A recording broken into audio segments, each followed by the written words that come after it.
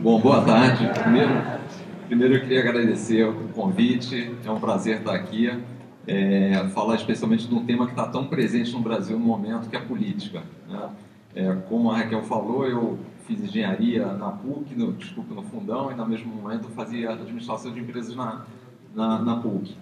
E trabalhei durante esse tempo todo no mercado financeiro e acho que, como a grande maioria das pessoas da minha geração, a gente ia para a urna para escolher o menos pior. Eu nunca me envolvi em política, mesmo na época de faculdade, não dava tempo. É, e nunca pensei realmente, nem passou pela minha cabeça ter alguma coisa como estar na política ou principalmente montar um partido, né? Mas eu acho que é um pouquinho sobre isso que eu queria falar com vocês. Eu não sou cientista político, mas acho que a gente está num bom momento e eu queria justamente começar o nosso bate-papo com essa provocação, né? Que é basicamente o seguinte: precisamos nos envolver na política e assim eu fico muito feliz porque o seminário de vocês hoje mostra que tem muita gente já querendo pensar sobre isso, se envolvendo sobre isso, como vocês estão fazendo hoje aqui. Então acho que vai ser interessante a gente olhar o que está acontecendo no Brasil e por que a política é tão importante para o nosso dia a dia e o que ela pode fazer realmente para modificar o Brasil. E aí eu queria falar um pouco do novo, que no fundo é uma tentativa de inovar, de trazer algo diferente para a política, né? Eu acho que hoje está muito claro isso, acho que esse é um dos ensinamentos da crise, né? E aí eu queria só colocar, acho que todo dia no jornal a gente está vendo muitas notícias, acho que vai ter muita gente competente, como o Pécio e o Joaquim Levy, falando da parte econômica e da parte jurídica, do que está acontecendo no Brasil, mas eu queria só colocar algumas coisas que a gente tem visto, que eu acho que chamam a atenção nesse processo todo, né? O Brasil está vivendo uma crise muito grande, 2 anos com recessão, o pior período da história econômica. Eu estava vendo um dado interessante. Em 2011, as empresas brasileiras na Bolsa valiam 1,6 trilhões de dólares. E esse valor hoje são 400 bilhões. Quer dizer, houve uma perda de quase 1 bilhão e 200 nos últimos 5 anos de valor. Isso é perda patrimonial de todos nós, né?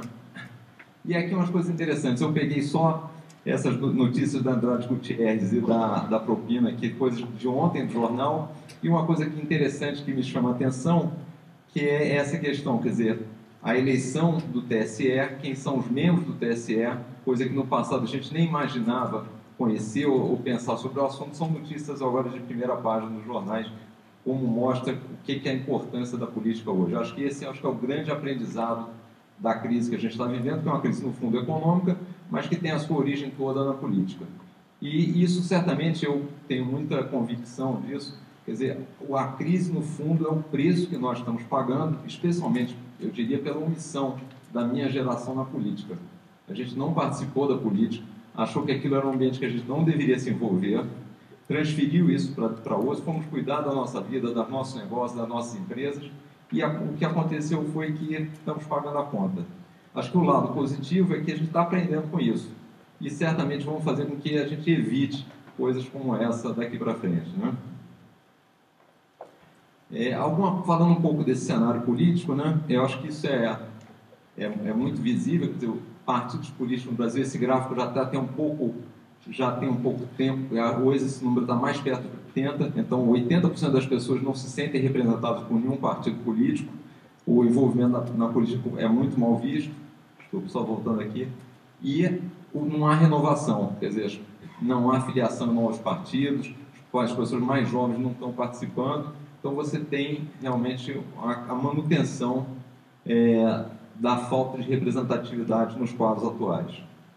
O que tem de bom, né? O que aconteceu de bom, que eu acho que todos têm acompanhado, foram as manifestações. Eu acho que isso aí mostrou a indignação das pessoas e o desejo delas saírem do seu, vamos dizer, da conveniência e irem para a rua se manifestar. Acho que esse é o lado realmente positivo da crise. Isso, assim, a minha visão, que eu acho que vai ser muito bom, porque isso vai servir no médio e longo prazo para a gente reforçar as instituições.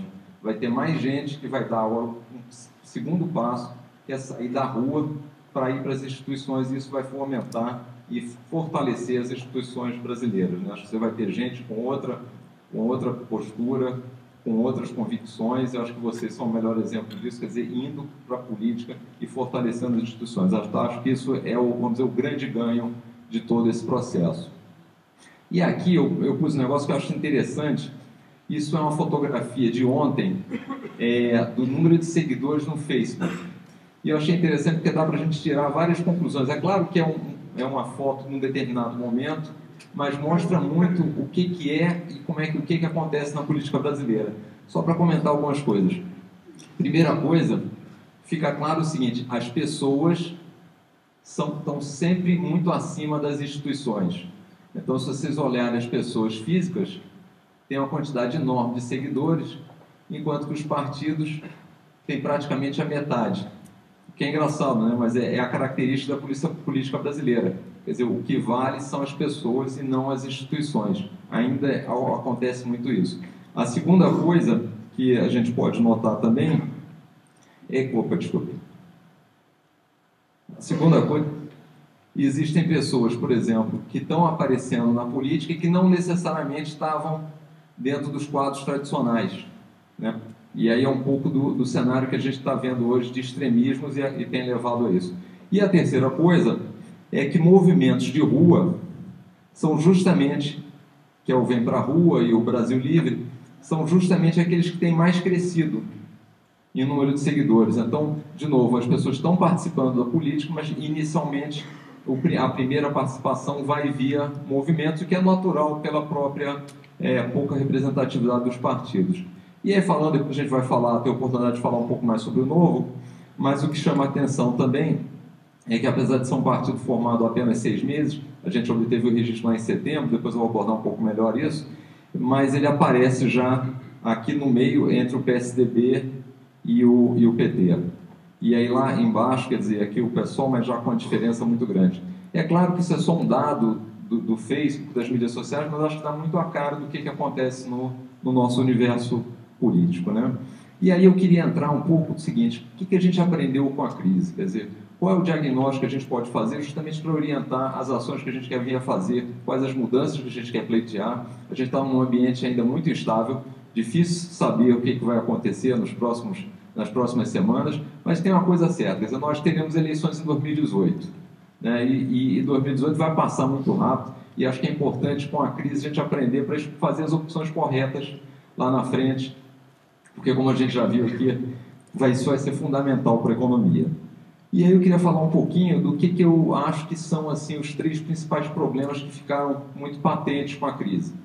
E eu acho que aqui é importante, no Brasil, sempre que eu tenho acompanhado muito isso na política, em algumas ações, e no Brasil a gente tem um grande problema, que é o seguinte: é confundir o sintoma com o problema, e muitas vezes atacar o sintoma ao invés de atacar o problema, o que é péssimo, porque você ataca o sintoma, você resolve aquilo no curto prazo, fica com a sensação que resolveu o problema, e na verdade não resolveu, quando ele volta é muito pior. E é só para dar 2 exemplos, né? A gente vê muito aumento de preços, basicamente decorrente da inflação, por conta de gastos do governo em excesso, e aí o que normalmente as pessoas faziam, né? Faziam o congelamento dos preços, como se aquilo estivesse resolvendo o problema, mas na verdade estava resolvendo só o sintoma, e depois você tinha a disparada dos preços. Fizemos isso recentemente com os preços da energia, né? E muitas vezes leis procurando resolver situações que não deveriam ser necessariamente, ou não teriam condição de resolver via lei. A gente gosta sempre, no própria questão do Novo, de Facebook, citar alguns exemplos. Recentemente, em São Paulo, foi proibida a produção e comercialização de armas de brinquedo, porque eles acharam que isso vai diminuir o número de assaltos, né? Como se realmente, agora a única certeza que a gente passa a ter é que os assaltos a serem feitos agora não serão mais com arma de brinquedo, serão com armas de verdade. É a única conclusão, mas essas coisas são muito presentes. E no caso dos partidos, que é uma coisa mais ligada ao que a gente tem sentido, é impressionante, porque os partidos têm uma série de benefícios, como fundo partidário, tempo de televisão, onde você acaba estimulando a criação de partidos, e depois aí o governo procura fazer leis para reduzir justamente a participação desses partidos. Quer dizer, não seria muito mais fácil reduzir os benefícios aos partidos do que criar incentivos no primeiro momento e depois criar dificuldades? O que você acaba fazendo é fechando o mercado para um número reduzido de competidores lá dentro e mantendo aqueles benefícios, né? Então, acho muito importante a gente ter essa ideia clara do problema. Entrando especificamente aqui, então, acho que a primeira coisa que ficou clara é isso: quer dizer, temos ineficiência, o país não consegue crescer, o governo puxou toda a poupança privada, as empresas não conseguem investir, e acho que isso está claro, acho que o diagnóstico está claro, a dificuldade, como até foi falado já aqui, vai se implementar. Quer dizer, o que a gente precisa, no fundo, é rever o modelo de Estado que a gente tem. Esse modelo de Estado se mostrou fracassado. Não funciona, não está funcionando, não funcionou em nenhum lugar do mundo. Certamente a gente conseguiu dar uma sobrevida maior aí, toda uma conjuntura favorável econômica, mas ele não funciona. Não é só uma questão de gestão. A questão de gestão, no meu entender, prejudicou ainda mais esse ponto, mas ele, independente da gestão, é um modelo fadado ao fracasso. A segunda coisa é a falta de representatividade. Se a gente parar para pensar hoje, o legislativo e o executivo têm muito baixa representatividade junto aos brasileiros em geral. A gente hoje confia no judiciário, está realmente se apegando ao judiciário, mas o legislativo e o executivo têm uma representatividade baixa e o reflexo disso são as pessoas indo para a rua, né? E por que isso acontece? Basicamente pelo nosso desinteresse da política ao longo do tempo. A gente, na verdade, não lembra com quem que a gente votou para vereador, para deputado estadual, para deputado federal. Você vai e faz o seu voto, gasta mais tempo para escolher o iPhone que a gente está comprando do que provavelmente o político que vai ficar 4 anos lá e vai cuidar de quase 40% de tudo que o Estado produz. Então é natural que dentro desse cenário isso aconteça, quer dizer, que tenha uma baixa representatividade. E por último, um pouco o que a Raquel falou aqui, é o seguinte, a gente olha para dentro do Brasil e diz o seguinte, bom, vamos tirar a Dilma, vai sair o impeachment, e aí? Quem vai assumir? Quem são as lideranças? Quem são as pessoas que vão fazer as transformações no Brasil que a gente gostaria que acontecessem? E claramente a gente tem um problema de novas lideranças. E isso, na minha visão, é muito claro o reflexo disso. É a imagem ruim dos políticos. E quando todos nós estamos aqui, e vocês certamente daqui a pouco estão pensando em fazer estágio, entrar de trainee em algum negócio, a gente vai para uma área onde as pessoas que estão lá são admiradas. Você não vai querer ir para um segmento, para um setor onde todo mundo é mal visto.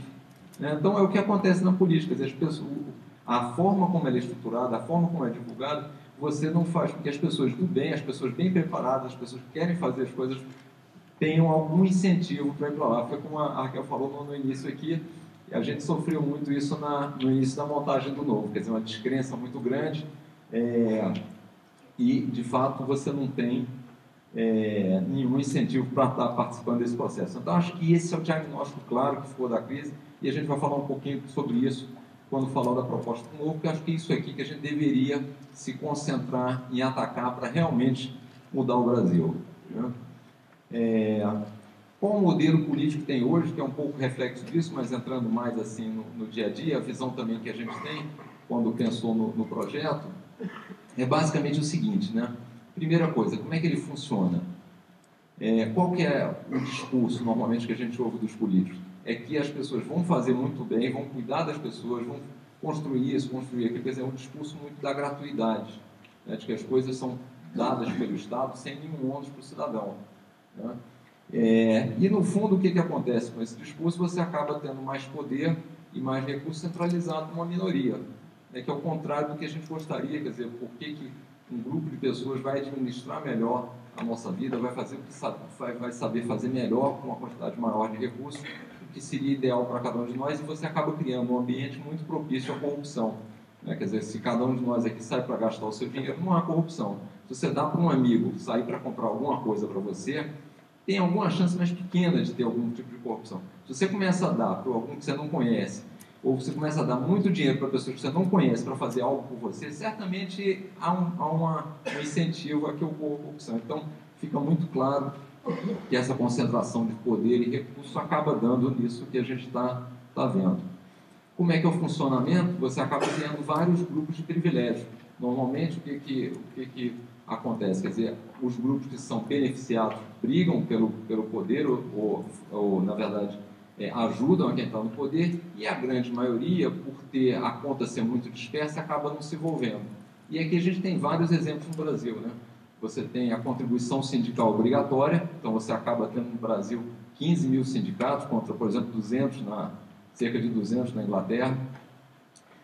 Você acaba tendo os partidos, são beneficiados por fundo partidário, como eu comentei, e tempos de televisão, então eles passam a ser muito mais fiéis ao Estado e ao governo do que propriamente aos seus eleitores. Você tem artistas intelectuais, eventualmente, com incentivos de gestão pública, de propaganda pública e leis de incentivo. Você tem grandes empresas obtendo recursos beneficiados a taxas subsidiadas pelo BNDES. Então, de fato, o que acontece? A gente tem que acabar com esses grupos de interesse e esses privilégios. Acho que esse é algo fundamental que está presente no nosso modelo atual. E, por último, isso é uma constatação que a gente também acredita que foi tendo ao longo do tempo. Isso, para mim, ficou muito claro em 2010, na época a gente estava pensando na história do Novo, havia aqueles debates para a presidência, e na época era o José Serra com a Dilma. E uma das coisas que me marcou muito é que a disputa entre os dois é quem daria o maior salário mínimo. E até teve um amigo meu que brincava e dizia assim: eu, se estivesse lá no debate, dizia, vou dar logo os 10 mil reais, o dinheiro não é meu mesmo. E no fundo é isso, quer dizer, você não pode querer resolver o salário das pessoas através de uma canetada. O salário é fruto da produtividade, da capacidade de cada um. Então, infelizmente, a oposição se torna muito mais um concorrente, porque acaba pregando o mesmo modelo, na verdade vendendo um currículo melhor, e é verdade, do que propriamente fazendo frente ou propondo um desenho diferente, né? Então, acho que é isso muito o desenho que a gente visualiza no cenário brasileiro hoje. O que fazer, então, né? E aí, a gente, basicamente, todo mundo da iniciativa privada, quando a gente começou o projeto, e acho que é muito pensamento nosso, é o seguinte: a gente precisa empreender na política, a gente precisa participar desse negócio, né, com cabeça realmente de empreendedor. E eu aproveitei só para colocar um pouquinho aqui do que foi nesse tempo todo na iniciativa privada, o que foram os ensinamentos que eu tive na parte de empreender. O que significa empreender, né? O que significa isso e como é que a gente vai colocar isso na política, né? Então, a primeira coisa, na verdade, é o seguinte: quando você está empreendendo, você está identificando uma oportunidade. Você vê um problema e você acha que aquilo ali pode ser uma oportunidade para fazer alguma coisa. O segundo ponto é dizer o seguinte: bom, para fazer alguma coisa, eu tenho que sair da zona de conforto, tenho que estar disposto a assumir riscos, né? Empreender significa assumir riscos necessariamente. A terceira coisa, você tem que ter prioridade, você tem que ter uma estratégia, você tem que ter metas, como bem disse o professor, quer dizer, senão você não consegue nem medir se você está conseguindo evoluir ou não. Quarto ponto, você precisa liderar. É um processo que você tem que tomar à frente, você tem que ter um grupo de pessoas que tomam à frente e transformar aquilo em realidade. Um outro ponto é o seguinte: você precisa estar preparado para o resultado. Vai haver frustrações no meio do caminho, você vai ter que saber lidar com isso, você vai ter que rever talvez o caminho que você está fazendo. E tem um outro lado da moeda, que é o seguinte: você tem que estar preparado para o sucesso também, porque muitas vezes o sucesso acaba fazendo com que você acha que sabe tudo, você pode empreender em qualquer área, você vai ser bem sucedido em qualquer negócio. Isso não é verdade, né? Então, o resultado, ele vai te dar um ensinamento tanto do lado do sucesso quanto do lado do fracasso. É muito bom você estar atento a isso. E aí, 3 outros tópicos, um inclusive foi falado agora recentemente. Primeiro, a satisfação não é só o ganho financeiro, então tem muito da realização do que você faz. Esse ponto eu acho que é muito importante também, é você pensar sobre como dono. Acho que uma das perguntas do professor Falcone como pensar como dono. Eu acho que isso aqui é o seguinte: é a visão de longo prazo. Quando você está numa empresa, num negócio, se você está construindo um departamento só para pensar no resultado daquele semestre, se você está preocupado com o bônus daquele semestre, você não está pensando como dono, você está pensando como executivo. Você tem que pensar na saúde da empresa no longo prazo. E você pode fazer isso sendo executivo do negócio. Você não precisa ter o seu próprio negócio, mas certamente, se você pensa como dono dentro de uma empresa, a sua chance de crescimento e de se tornar dono daquela empresa é muito maior. Então, acho que isso é uma coisa que a gente tem que estar sempre presente. E, por último, acho que isso está claro em todas as instituições, quer dizer, o sucesso precisa necessariamente dessas duas coisas. Você precisa ter valores, os princípios, a cultura da empresa, e você precisa ter gente entusiasmada, gente com brilho nos olhos, né? Então, acho que esse foi mais ou menos o roteiro que a gente sempre pensa quando está pensando na montagem do novo. Quer dizer, como colocar essas coisas e depois como levar isso para o governo. Quer dizer, esse tipo de raciocínio, né? Então, como transformar a política? Acho que o desafio é grande, mas ficou claro o seguinte: a gente tem que mudar esse modelo de Estado, que é ineficiente, centralizador, gastador, concentra poder, é intervencionista e não permite que o país cresça, tem pouca liberdade econômica, quer dizer, não funciona direito. Para fazer isso não tem jeito, a gente vai ter que eleger novos representantes. Tem pessoas boas hoje na política? Tem, mas certamente não é a maioria e muitos deles estão reféns desse modelo atual, se acostumaram a ele. A gente sempre tem a ideia é você poder chegar ao poder para diminuir o poder de quem está lá e devolver o poder para as pessoas, então necessariamente mudar esse modelo de Estado passa por eleger novos representantes. Isso tem que ser feito através de instituições. Não adianta a gente correr atrás dos salvadores da pátria. As instituições são fundamentais porque elas têm outro ciclo de vida, não é o ciclo de vida de uma determinada pessoa, então você tem que estruturar instituições que tenham inovação, coerência, transparência, seriedade e a governança no seu processo. Então, acho que isso é fundamental para qualquer projeto político, qualquer projeto que dê certo, e na política, que é um negócio tão importante, a gente não pode funcionar bem se não tiver isso. Valores e conceitos são fundamentais, porque é em cima dele que você vai estruturar suas propostas. Vou abordar um pouco isso no caso do Novo, quer dizer, se você não tem valores, como é que você une as pessoas? Como é que você forma um grupo se você não tem valores e conceitos com os quais as pessoas se identificam, né? E por último, gente, é fundamental, quer dizer, sem pessoas você não faz nada. No fundo, tudo isso aí, a base são as pessoas, são as lideranças, são as pessoas, é a participação delas que vai fazer com que as mudanças aconteçam dentro desse roteiro, né? Então, foi basicamente com isso em mente que a gente começou esse projeto. Eu ouvi de várias pessoas, um negócio meio quixotesco, meio utópico, e realmente era muito quixotesco, muito utópico. A gente sempre falou no início, dizia o seguinte: se fosse um projeto empresarial, a gente nunca teria começado, porque a chance de sucesso é baixa ainda, mas era muito mais baixa, né? Mas desde que a gente começou, a gente sente, olha, é preciso a gente tentar fazer alguma coisa. E na época, eu lembro que logo que a gente começou, um vizinho meu chegou lá e falou: João, mas lá na frente, quando vocês começarem, vocês vão ter que fazer coligação com o fulano de tal, vão ter que fazer aquilo, vão ter que fazer aquilo outro. E eu falei para ele o seguinte, olha, Sidney, a gente não tem que fazer nada, a gente vai fazer as coisas certas e vamos ver o que vai dar, tá certo? Acho que o nosso único compromisso era fazer aquilo que a gente tivesse seguro, que a gente achasse correto. Se der certo, deu. Se não der, se for para fazer as coisas diferentes, pegar atalhos, fazer coisas que a gente não gostaria, qual é o sentido de fazer? Não precisa, né? Para funcionar assim, já está funcionando do jeito que está, não precisamos fazer o mesmo roteiro, né? Mas, falando um pouquinho então do Novo, quer dizer, esse projeto começou lá em 2008, 2009, a gente começou a pensar, colocamos de pé, na verdade, em 2010. E aí, só para mostrar o que era o cenário na época, né?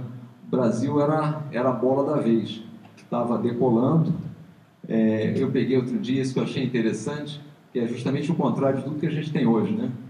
A economia brasileira disparava, desemprego baixíssimo e a popularidade do presidente em quase 90%, né? Esse era o nosso cenário em 2010, quando a gente foi lançar o Novo. Não é à toa que as pessoas achassem que aquilo era quixotesco e utópico, né? Porque com esse cenário, por que a gente precisa de mais um partido? Vocês devem lembrar que eram inúmeras empresas abrindo capital na Bolsa de Valores, a quantidade de milionários no Brasil crescia a cada semana, e esse era o cenário. Infelizmente, a visão é que isso é um negócio muito mais conjuntural do que estrutural, né? Por outro lado, essa era a nossa indignação, que era o que acontecia na época e continua a acontecer hoje. A gente paga uma quantidade de impostos elevadíssima e os serviços são ruins. E um negócio que nos chamou a atenção quando a gente pensou sobre isso, falou: olha, a gente queria ajudar um pouco as pessoas, né? E incomodava duas coisas, né? Eu particularmente, apesar de pagar uma quantidade enorme de impostos, você via uma série de pessoas na rua pedindo dinheiro, pedindo esmola, sendo mal atendidas, e por outro lado, tinha uma série de amigos pedindo dinheiro para montar ONGs, para montar instituições de caridade, e aí me chamou a atenção aquilo, mas peraí, a gente paga um monte de imposto, as pessoas estão mal de vida e ainda tem gente que precisa pedir mais dinheiro para ajudar, para fazer aquilo que o Estado deveria estar fazendo. Não seria mais lógico a gente tentar, já que o Estado não está funcionando direito, que é uma estrada que está lá aberta, com um monte de buraco, ao invés de a gente montar uma trilha paralela, não seria mais fácil, por toda a escala que existe, a gente tentar ir para o Estado, para melhorar o que o Estado faz, dados que os recursos já estão lá? Então foi muito com isso na cabeça que a gente começou a ideia. O que estava por trás, quer dizer, o que era a motivação? um pouco de senso de obrigação e um pouco dessa sensação, olha, a gente precisa fazer alguma coisa para melhorar a vida das pessoas, especialmente daqueles que mais precisam, e precisamos deixar um país melhor para as próximas gerações. Na época a gente falava muito em melhorar a gestão e cidadania. Ninguém aqui estava preocupado se tinha que privatizar, se tinha que defender o liberalismo, se era um partido de direita, de esquerda, não tinha isso. Quer dizer, isso tudo é meio, no fundo, na essência, o que a gente gostaria de fazer um projeto para melhorar a vida das pessoas. Né?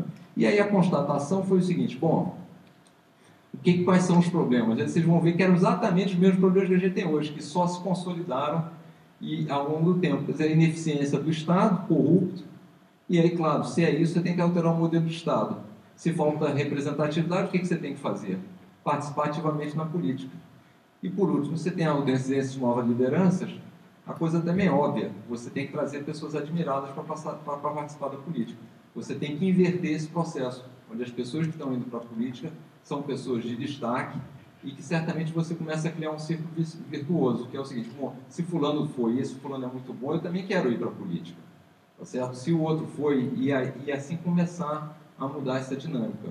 Né? Então, isso foi mais ou menos o que a gente tinha na cabeça. Então, bom, se isso é verdade, qual que é a proposta? A gente tem que ter um outro caminho, onde o Estado passe a servir ao cidadão e não o contrário, onde hoje o cidadão é refém totalmente do Estado, né? Com alta carga tributária, com a intervenção muito grande, sem conseguir fazer o básico. Né?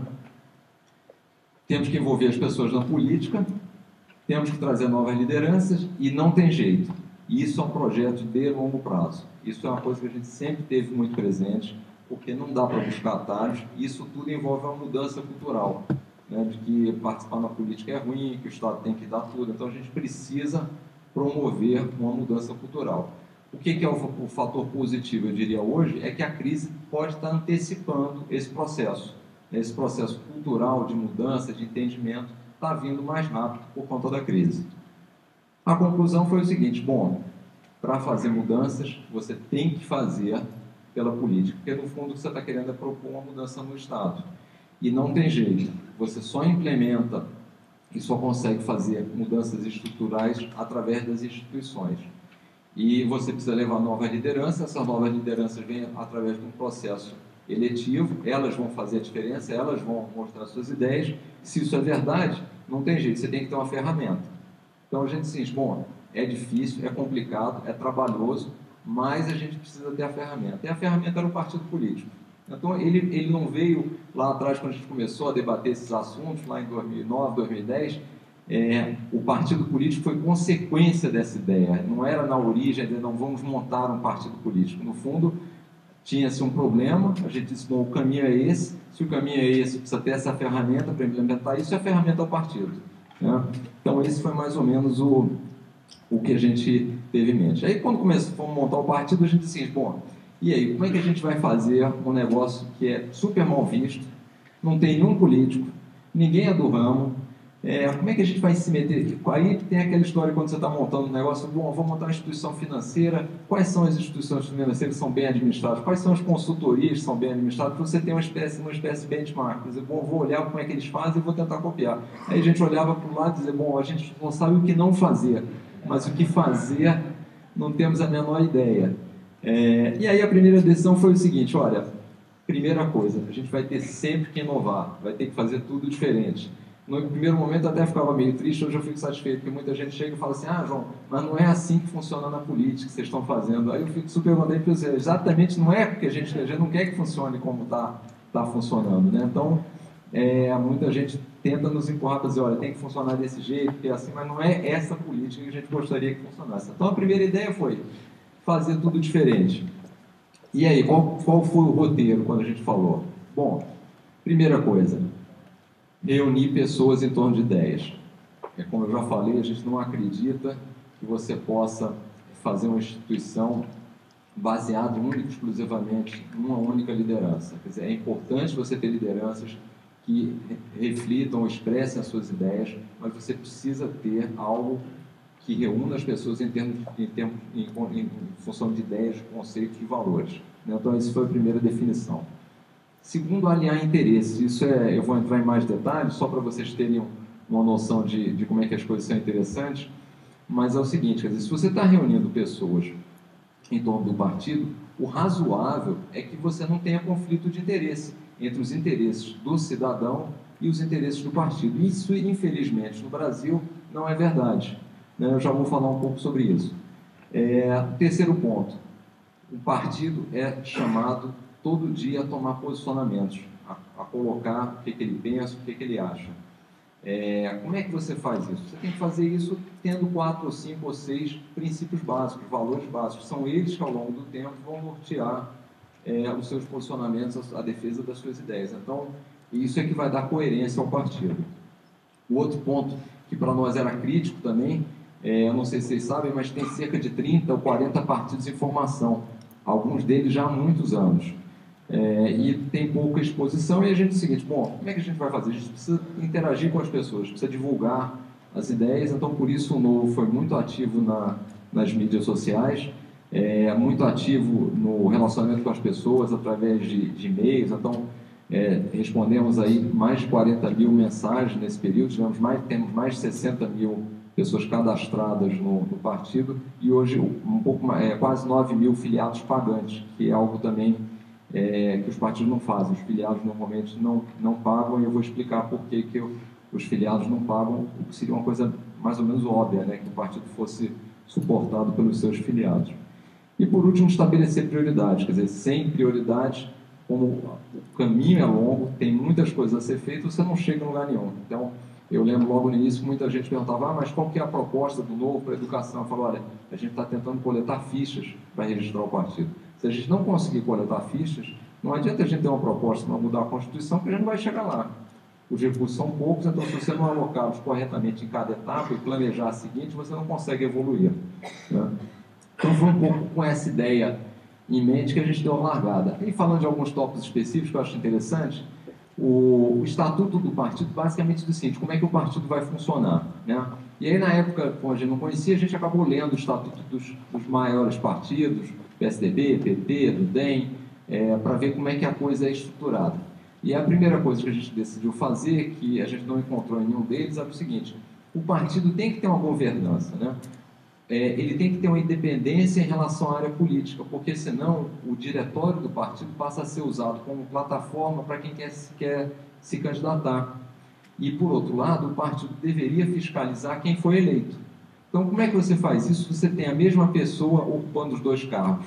Se você tem alguém que, por exemplo, é governador e é presidente do partido, é senador e é presidente do partido, como é que você cria essa separação de funções? Você acaba tendo um conflito e claro, vamos dizer, se eu sou presidente de um diretório do partido e tem outra pessoa que não é, e nós dois vamos nos candidatar a sair prefeito pelo partido, é claro que a probabilidade de eu ser eleito é muito maior, porque eu passo a ter a máquina partidária a meu favor.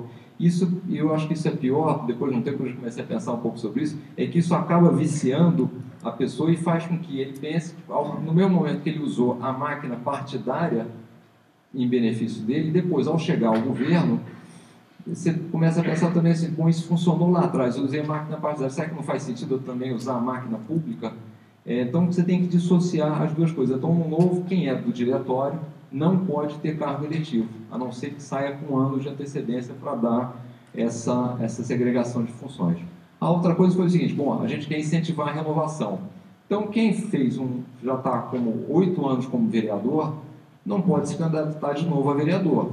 Ou vai sair para prefeito, ou vai fazer outra coisa, vai voltar para a sua atividade na iniciativa privada, mas não faz sentido, a gente acha que ao final de 8 anos, que seriam 2 mandatos, a pessoa já deu a sua contribuição e deveria partir para outra atividade.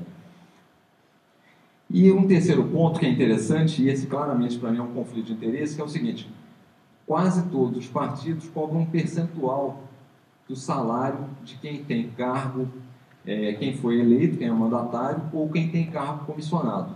Então, ou seja, para os partidos, se a pessoa tem cargo comissionado e ganha mais, o partido vai ganhar mais dinheiro.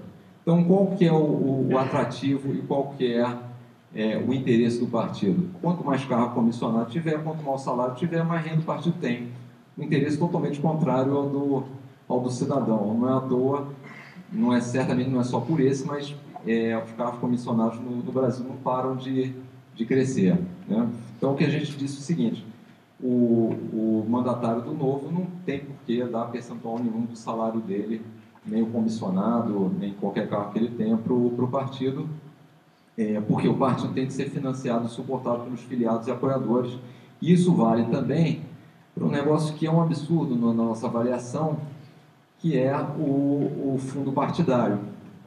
O fundo partidário é alguma coisa como 800 milhões de reais por ano, que são divididos para os partidos, basicamente em função da quantidade de deputados federais que eles têm.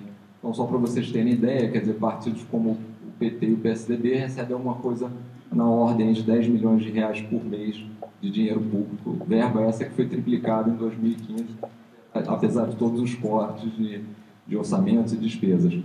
E aí, de novo, é aquela história, você é fiel a quem te dá aumento. Né? Numa empresa, você normalmente é fiel a quem te dá aumento, quem paga o seu salário. E no caso dos partidos, quem dá aumento é o governo, não é o filiado. O filiado tem uma independência muito grande. Então, fala-se muito no Brasil da quantidade de partidos, mas acho que uma forma muito simples de diminuir era o seguinte: acaba o fundo partidário, os partidos só vão sobreviver aqueles que de fato tenham filiados e apoiadores que suportem o partido. Né? Então, esse é um negócio que não faz sentido, que a gente também procurou no Estatuto tirar. Fala rapidamente dos posicionamentos, que acho que isso é importante, porque mostra um pouco da linha do Novo, e eles é que vão deixar claro o que a gente vai ter de ideias e posicionamentos. Então, são 6, na verdade, mas eu coloquei 4 que eu acho que são os mais relevantes. Quer dizer, é muito a crença na liberdade das pessoas, com responsabilidade. Então, só para dar um exemplo, quer dizer, nós somos, por exemplo, a favor do voto facultativo, né? Fim do voto obrigatório, porque a pessoa deve ter liberdade de arcar com o ônus de não participar da escolha, né? Ou, por exemplo, ela deveria também ter direito de decidir onde é que ela aplica o fundo de garantia dela, que é fruto do trabalho, por que ele tem que ser investido numa taxa inferior à inflação e o governo direciona ou coloca onde ele acha razoável. Quer dizer, a pessoa deveria ser responsável por poder escolher onde é que ele investe o fundo de garantia.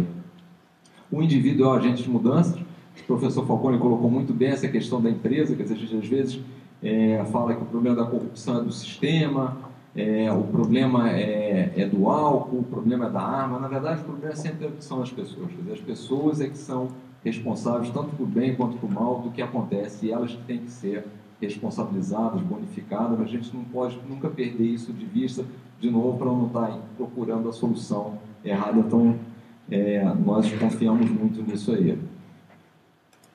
Esse é outro dado importante, e acho que isso é muito utilizado, porque se você está ganhando algo que não tem preço, que é de graça, você fica contente, mas depois, quando você descobre que aquilo na verdade não era de graça, mas teve um preço, a situação muda e você começa a se questionar: será que não poderia ter sido mais barato? Será que eu teria comprado aquilo? Será que eu teria feito diferente? Então, muito essa questão de que o dinheiro do Estado, não existe o dinheiro do Tesouro, não existe nada, o dinheiro está sempre saindo do nosso bolso, né?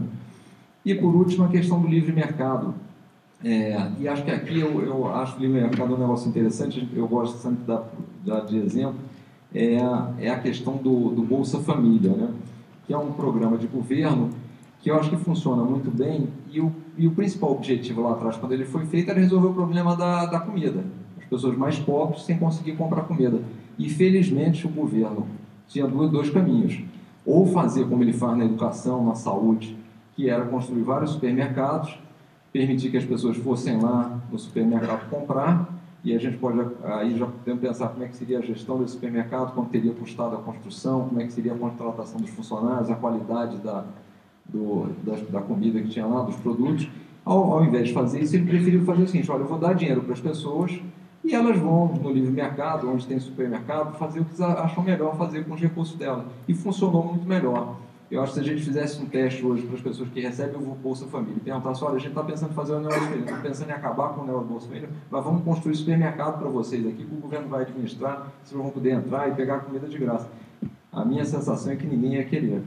Então, acho que esse raciocínio é algo que a gente tem que estar atento, porque se funcionou tão bem para a comida, será que ele não funciona para a saúde? Será que ele não funciona para a educação? Quer dizer, será que o governo realmente precisa ser dono de escola, comprar as cadeiras, contratar o professor? Ele pode prover isso, dando os recursos, e deixar as pessoas terem livre escolha e a iniciativa participar com os incentivos corretos, com concorrência, oferecer esse serviço, né? Então, a gente acredita muito no livre mercado, onde você cria renda, onde você gera renda para ser distribuída para as pessoas. Então, acho que eu gosto muito dessa frase aí do Roberto Campos, que o respeito ao criador da riqueza é o começo da solução da pobreza. Acho que acho que é importante.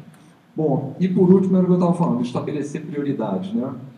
E foi basicamente por conseguir estabelecer prioridades e cumpri-las, que apesar de ser um negócio extremamente burocrático, nos demorou aí 4 anos, só no TSE nós ficamos 14 meses, mas o fato é que em 2015 a gente obteve o registro do novo, em setembro do ano passado, o que faz com que agora a gente possa ter filiados, possa lançar candidatos, participar das eleições e ser um partido oficialmente constituído.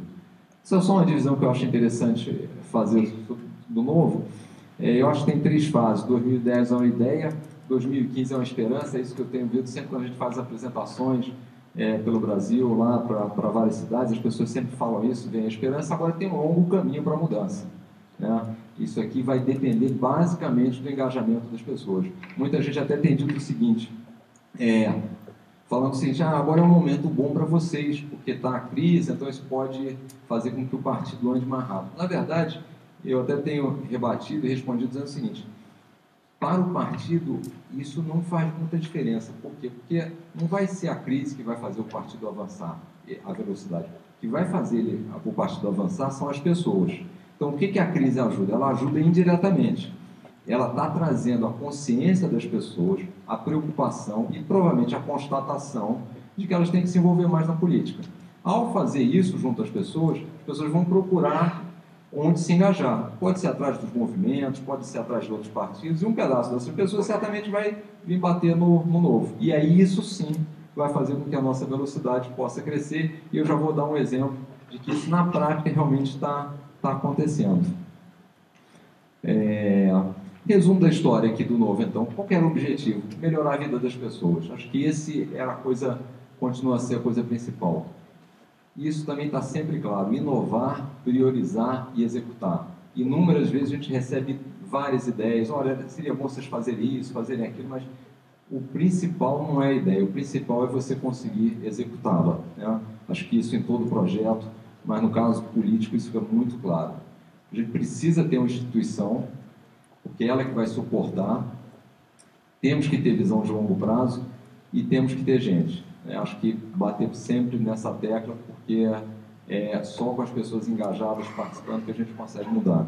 E aí eu queria finalizar falando para vocês de um processo que nós fizemos, estamos divulgando hoje. Quer dizer, 2016 vai ser o primeiro ano que o Novo, com os 6 meses de existência, vai participar do processo político. Nós temos aí cerca de 21 cidades onde o Novo está presente, mas decidimos esse ano participar do processo e chegamos à conclusão que a gente só poderia atuar, só tínhamos condições e estrutura para atuar em 5 locais: Rio, São Paulo, Belo Horizonte, Porto Alegre e Curitiba. E resolvemos fazer um processo seletivo.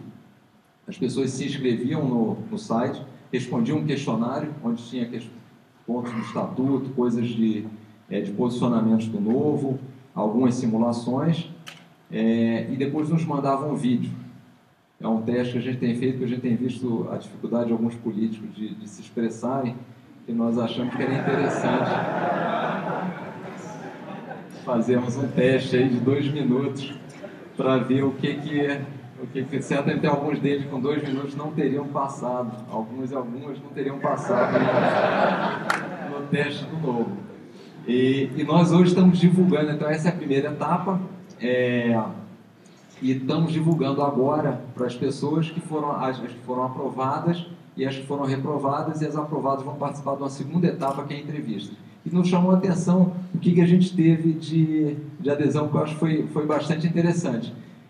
Tivemos 533 pessoas inscritas, de 19 a 90 anos de idade, 450 vereadores nessas 5 cidades, 28 candidatos a prefeito.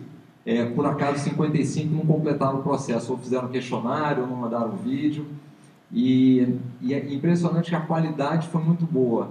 Tanto é que a gente esperava reprovar mais gente nessa primeira etapa, e estamos reprovando alguma coisa como 17%, 18%. A gente só finalizou, por enquanto, Porto Alegre, Curitiba e Belo Horizonte, e reprovamos só 18%. Estamos mandando um e-mail hoje para as pessoas e marcando já as entrevistas para a próxima semana. E segunda-feira vai para o Rio e São Paulo. E aí, para finalizar, eu queria mostrar só duas pessoas. Eu peguei os vídeos lá e achei dois aqui bem interessantes, só para mostrar para vocês o tipo de pessoa que se inscreveu, né? E o que elas estão falando. E eu acho que é bem interessante. Eu queria dividir com vocês aqui. Essa aqui é a Cíntia, do Rio de Janeiro, candidata a vereadora. Olá, meu nome é Cíntia, tenho 24 anos, sou engenheira pelo Instituto Militar de Engenharia. Por que eu quero me candidatar nessas eleições pelo mundo? Eu quero me lançar candidata porque estou profundamente decepcionada com a situação política do país. Embora a decepção seja grande, eu ainda tenho esperança na retomada do país. E sei que posso ajudar nessa retomada. O Novo representa a esperança de uma política mais honesta e uma administração mais eficiente. O Brasil precisa de pessoas capacitadas para conduzi-lo. E o Novo vem dar visibilidade para essas pessoas. Qual é a minha estratégia para conseguir votos? Eu tenho a consciência de que conseguir votos é difícil, especialmente porque o Novo se nega a fazer parte da tradicional troca de favores políticos. Mas isso é extremamente positivo. O Brasil precisa moralizar a política. Eu acredito nessa visão e pretendo me esforçar muito para conseguir cada voto, através de redes sociais, em escolas, em empresas, no meio da rua, em suma, eu vou abordar todo e qualquer grupo de pessoas de quem eu possa conseguir votos. O que eu faria se fosse eleita? Como vereadora do Rio de Janeiro, acredito que a educação básica deve ser levada com mais seriedade. A meritocracia deve ser estipulada, mesmo entre os mais jovens. Eu sempre estudei muito, desde pequena, e isso foi um grande diferencial na minha vida. Outro ponto é a questão do saneamento básico. Especialmente com o avanço do Zika vírus, é urgente reverter a situação. O poder público não tem conseguido garantir o mínimo. Por isso, defendo a privatização desse serviço. Outro ponto de extrema relevância é enxugar a máquina pública. É urgente que se reduza o número de cargos comissionados. O cidadão é obrigado a pagar altíssimos salários para funcionários que não são sequer concursados. Além disso, de modo geral, quero aproximar população e Câmara Municipal. Eu quero cidadãos mais ativos, que estimulem o desenvolvimento do Rio de Janeiro. É isso. Espero que eu seja selecionado para a próxima fase e possa apresentar mais propostas. Muito obrigada. Essa vocês podem imaginar que vai passar para a segunda fase. E eu esqueci de comentar que a gente pedia no vídeo, no máximo 2 minutos, e fazia 3 perguntas. Por que a pessoa queria ser candidata pelo Novo? O que ela pretendia fazer para ser eleita, obter votos, né? E terceiro, o que ela faria se fosse eleita, né? Então, essa é a Cíntia, 24 anos, engenharia pelo IME. E agora a última, que é a Carla, é de Porto Alegre, candidata a vereadora também, né? Meu nome é Carla Baroni, eu sou farmacêutica bioquímica, responsável por essa pequena indústria química que fabrica produtos para todos os tipos de revestimentos. Eu justamente escolhi este cenário aqui para comprovar como o Brasil precisa de menos impostos, menos burocracia, menos intervenção. Isso aqui é uma carta de apetite industrial que demorou 2 anos e 3 meses para ser expedida. Isso, claro, sem nenhum pedido de jeitinho e propina zero. Aqui os demais órgãos fiscalizadores a que nós estamos submetidos, que nos cobram altas taxas anuais, obviamente. Esse cenário do empreendedorismo muito difícil no Brasil foi que me aproximou do Partido Novo. E depois de várias reuniões e eventos que eu participei, eu decidi que a hora é de colaborar. Então, eu estou me lançando candidata a vereadora da cidade de Porto Alegre, esperando com isso ajudar. Nessa fase, talvez a minha cota feminina já venha a ser um fator bem positivo, e porque, francamente, eu acho que eu preciso ainda de construir um caminho mais sólido para 2020, quem sabe. Bom, se eu avançar nesse processo de seleção, eu espero fazer muito trabalho pela internet e muito trabalho de corpo a corpo, junto à comunidade do Centro Histórico, que é onde eu nasci e é onde eu resido atualmente. E, se fosse eleita, eu acho que, junto com o Partido Novo, eu trabalharei por todos os bons projetos que respeitem as liberdades individuais. É isso.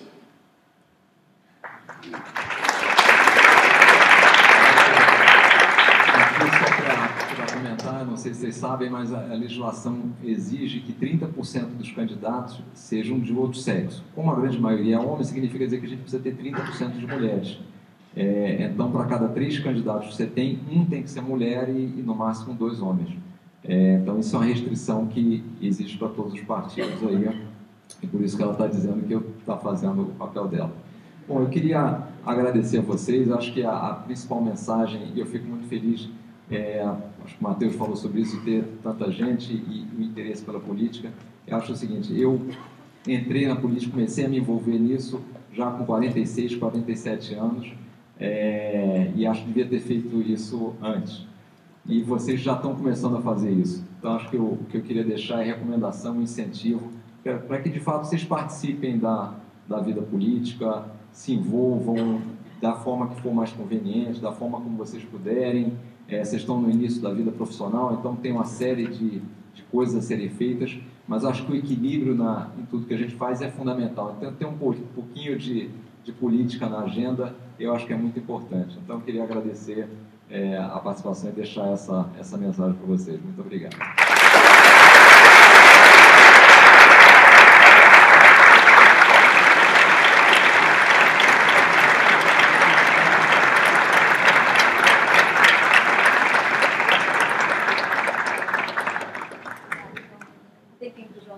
Enquanto isso, eu vou falando para vocês que a gente mudou um pouco então agora.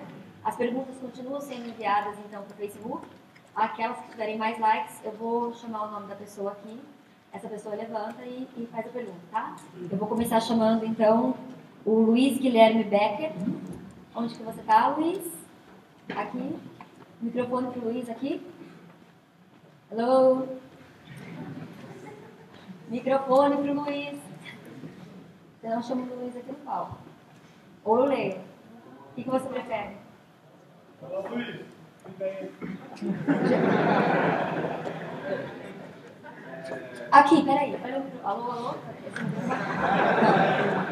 Vem buscar o microfone aqui, que eu não vou descer de São Paulo. Obrigada.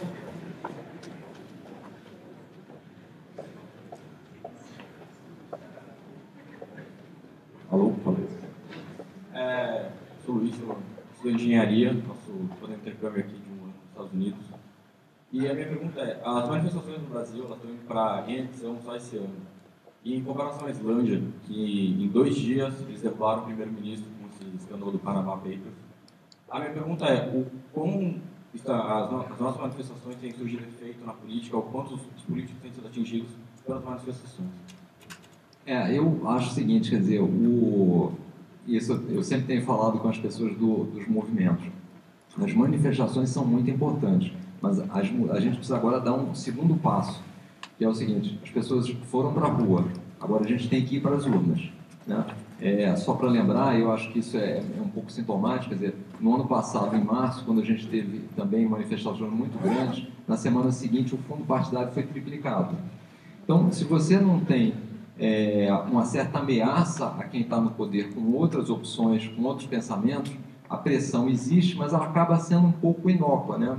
Então, acho que é fundamental que algumas das pessoas, e algumas delas realmente têm feito esse movimento, pessoas que estavam hoje em manifestações em movimento, estão fazendo, dando um segundo passo, que é ir para o mundo político. Então, acho que elas têm um papel, que é trazer as pessoas para participar, para a indignação, mas as mudanças efetivas, eu acho que a gente consegue através das instituições.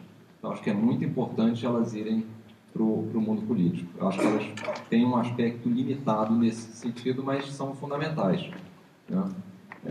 É sempre aquela história, quer dizer, o político é sempre muito movido pelos votos que ele vai ter e pela aceitação das pessoas. Então, é importante isso, mas se de alguma forma você não tem outras pessoas para substituí-lo, é natural que ele passe a não dar tanta importância àquilo, se ele acha que aquele cargo é meio cativo. Então, assim, a ideia de partidos, acho que como o Novo e outros que estão surgindo, é justamente incomodar esse processo e criar alternativas, né? Okay. Agora eu vou chamar então o Pedro Sanzovo. Pedro, onde? Ali, o microfone chega. Posso vir dá para ouvir? Aqui, ó, o microfone está indo aí, tá chegando. Ó, o microfone está correndo. Isso, o microfone vai. Obrigado. Você mencionou que o modelo de Estado atual é falido, de certa maneira. Você mencionou alguns pontos, acho que objetivo, funcionamento e discurso, que não funcionam atualmente. Eu queria saber, de uma maneira pragmática e bem direta, como que o novo modelo de Estado proposto vai resolver discurso, funcionamento e objetivo. E não, tenta não usar a palavra empreender. Não, é simples. Eu acho que a primeira coisa que é claro na nossa avaliação é o seguinte: o Estado se propõe a fazer muita coisa e não faz nada bem. Então, acho que com qualquer um de nós, a primeira coisa que ele deveria fazer é diminuir a sua área de atuação. Então, a primeira coisa é: o Estado não deveria ter participação em empresas, né? Isso deveria ser do livre mercado dos indivíduos, até porque as pessoas deveriam ter liberdade, cada um de nós, de ser ou não acionista de uma determinada empresa. Se a gente parar para pensar hoje, todos nós, querendo ou não, somos acionistas da Petrobras. Será que a gente quer ser acionista da Petrobras, do Banco do Brasil? Quer dizer, cada um deveria ter liberdade de escolher onde quer atuar. Então, a primeira coisa na redução é isso, é deixar o Estado nas áreas essenciais: educação básica, saúde, segurança, justiça, né? A sua pergunta é assim: o discurso vai ser o seguinte: na medida em que as pessoas tiverem a percepção de que as coisas não são de graça, de que elas é que fazem a diferença, o discurso passa a ser menos relevante, porque ele deixa de ser um discurso de venda. Vai ser mais difícil você passar mensagens erradas na medida que as pessoas têm mais informação. E por isso, por exemplo, as redes sociais são muito importantes. A informação está sendo disseminada numa velocidade muito grande. Isso vai fazer com que o discurso seja cada vez mais inócuo, né? E o ponto do funcionamento é basicamente em função de pessoas. A gente tem que levar pessoas boas, pessoas com DNA de gestão, pessoas com outra cabeça, para implementar essas mudanças, né? Então, eu diria que é esse tripé aí: reduzir o Estado, é a informação e é gente qualificada trabalhando na área pública.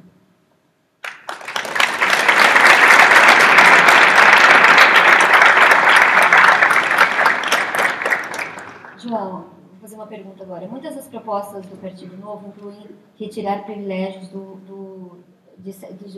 de públicos, né, de certos setores da sociedade. Qual que é o impacto disso para a popularidade do partido? E também é possível ser rígido e fiscalmente responsável sem cair no ostracismo? Eu acho que a questão dos privilégios, acho que a primeira coisa é a gente mostrar o seguinte: esses privilégios são sempre pagos pela classe mais baixa, pela classe mais necessitada da população. Quer dizer, é justamente a turma que está ficando sem emprego e a turma onde a inflação, a turma que não consegue se proteger da inflação, está pagando, né? No fundo, o grande problema é que as pessoas que ganham o benefício têm uma noção clara daquele ganho e brigam por ele. As pessoas que pagam, como é um público muito disperso, isso não fica muito transparente. Então, você só tem a resistência ao tentar tirar de um determinado grupo e não tem o apoio do grupo que vai ser beneficiado. Isso vai ser um processo, por isso é que eu digo que não é um processo curto, porque tem um processo de ensinamento, de mudança, mas a gente tem que falar sobre isso. A gente tem que ter coragem de não ganhar eventualmente a eleição, não ganhar um negócio no curto prazo, mas mostrar que é assim que as coisas vão funcionar e mostrar com outros exemplos no mundo, né? De que as coisas funcionam melhor quando você não tem nenhum privilégio, quando todo mundo concorre dentro das mesmas condições. Então, é mais fácil falar isso um partido que não está no poder, mas eu acho que o grande objetivo do Novo é fazer essa mudança um pouco de educação. A gente estava até falando um pouco antes aqui sobre educação, quer dizer, eu acho que a educação tem dois componentes, né? Tem a educação que é o ensino que você tem na escola, e agora tem a educação que é o exemplo, a educação dada pelas lideranças. Infelizmente, no Brasil, eu acho que do ponto de vista político e do ponto de vista empresarial, houve uma omissão muito grande, até pela presença tão grande do Estado na economia. Isso retraiu muita gente da iniciativa privada, porque se tornou refém do governo, refém do Estado, e essas pessoas se tornaram quase que sem conseguir mostrar para as pessoas e fazer um discurso que seria educar as pessoas do que é certo, do que é correto, como é que as coisas funcionam. Então, eu acho que o objetivo muito agora é a gente retomar, quer dizer, trazer pessoas que tenham essa coragem, tenham essa vontade de explicar que as coisas não têm nada de graça, que não existe Papai Noel, que essas contas têm que ser pagas e que, de fato, se tem alguém reclamando porque ele está perdendo aquele benefício, a pergunta que fica é o seguinte: se aquela pessoa está reclamando e está perdendo benefício, é porque provavelmente aquela perda vai representar ganho para alguns outros, né? E é isso que a gente tem que mostrar para as pessoas. E a parte fiscal, acho que é muito decorrente disso, quer dizer, é a questão, de novo eu volto a insistir, na questão do tamanho do Estado, quer dizer, que se tornou um fim em si mesmo. Então, acho que tem espaço para fazer isso sem cair no ostracismo, porque a realidade sempre fala mais alto, né? Pode demorar um pouco mais ou um pouco menos, mas a realidade chega, e no Brasil chegou e está mostrando isso, né? Então, acho que é um momento da gente ter claro os problemas para poder fazer as escolhas corretas, né? Obrigada, João. Agora, então, vou chamar mais uma pessoa. E quando vocês, antes de fazer pergunta, fala de qual universidade você é, assim. Peraí, Davi Chaves? Aqui? Davi, então, fala.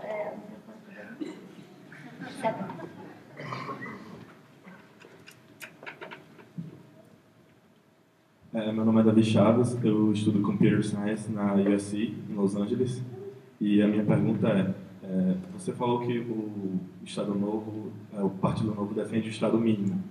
E você deu o exemplo de privatizar escolas. Eu queria saber qual setores você acha que a presença do Estado é essencial. Primeiro, assim, eu só queria fazer uma ressalva, quer dizer, a gente não defende o Estado mínimo, a gente defende que o Estado seja mais eficiente no que ele faz. E aí ele ser maior e menor é um pouco consequência desse processo, quer dizer, a defesa do Estado mínimo não é um fim em si mesmo na questão do novo, né? Sendo específico nesse ponto, quer dizer, o que a gente acredita é educação básica, saúde, segurança, justiça, relações externas e a defesa da moeda, a proteção da moeda. Quer dizer, basicamente isso. Agora, o que eu acho importante é que o Estado não precisa atuar como gestor de algumas áreas, né? Aquilo que eu comentei, ele pode prover o serviço sem necessariamente ser o gestor. Claro que isso não é uma coisa para você fazer do dia para a noite, não é uma coisa gradual, mas eu acho que vale a pena pensar sobre o assunto, porque experiências nessa linha têm funcionado bem, né? Porque o Estado, qual é o grande problema? É que os incentivos para ele para prestar um bom serviço são péssimos, porque à medida que ele presta um bom serviço, ele tem mais demanda, e ele como ele não cobra, a mais demanda faz com que o serviço seja pior. Então é um ciclo muito ruim, né? Diferente de uma empresa onde, ao ser mais bem atendido, a empresa pode elevar seu preço, e no Estado não funciona assim, né? Mas eu acho que essas são as áreas que a gente julga que o Estado deveria estar atuando, né? E acho que tem um ponto importante, que a gente sempre pensa o seguinte: bom, mas o Brasil é um país pobre e se o Estado diminui muito a participação dele, como é que ficam os programas sociais, né? E eu acho que é justamente o contrário. Justamente por o Brasil ser um país pobre, é que ele não pode errar, ele não pode fazer coisas onde prejudica a criação de riqueza, prejudica a geração de emprego, prejudica o empreendedorismo. E outra coisa, nós não precisamos terceirizar a solidariedade, né? Nós podemos ser solidários com os outros sem precisar que o Estado faça isso para nós. Então, acho que justamente por o Brasil ser um país pobre, que ele deveria deixar a economia crescer mais para a gente poder gerar mais riqueza e as pessoas poderem evoluir. Infelizmente, ao contrário do que a gente tem feito, né? Obrigada, João. A gente recebeu um monte de perguntas no Facebook, mas infelizmente a gente tem que parar por aqui para chamar nosso próximo painel. Mas muito obrigada. Uma salva de palmas.